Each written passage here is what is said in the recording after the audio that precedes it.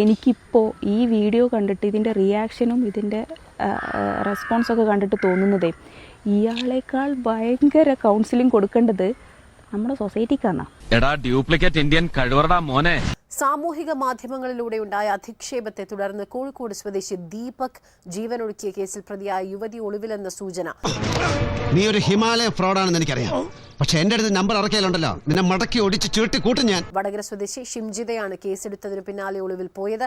ഇവരെ അറസ്റ്റ് ചെയ്യാൻ Kozhikode medical college police നീക്കം തുടങ്ങിയിരുന്നു. ഇത് വലിയ ശല്യമായല്ലോ. തനിക്ക് വേറെ ഒരു ജോലിയില്ലേ? നമ്മുടെ ഒരു പ്രധാന ജോലി ഇതാണ്.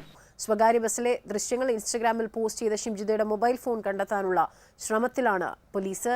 കാര്യങ്ങളൊക്കെ കൈവിട്ട് പോയല്ലോ.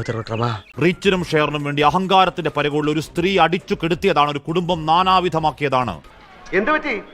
കുറച്ചു മുമ്പ് 7 മുഴം നീളമായിരുന്നല്ലോ നിന്റെ നാക്കിന്. നിന്റെ ഭാവം കണ്ടപ്പോ ഞാൻ വിചാരിച്ചു നീ എന്നെ ഉരുട്ടി ചവിട്ടി പിടിച്ച് അങ്ങ് കുടിച്ചു കളയുമെന്ന്. ആ യുവാവ് 110% നിരപരാധി.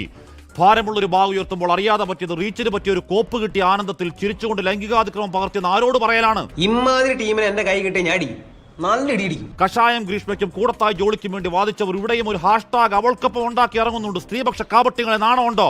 ഇത് എന്നെ ഉദ്ദേശിച്ചാണ്, എന്നെ തന്നെ ഉദ്ദേശിച്ചാണ്, എന്നെ മാത്രം ഉദ്ദേശിച്ചാണ്. സംശയമുണ്ടോ? കിട്ടേണ്ടതൊക്കെ കിട്ടിയല്ലോ, സമാധാനമായല്ലോ. ഇനി സ്വസ്ഥമായിട്ട് വണ്ടി റോഡിൽ പോട്ടെ.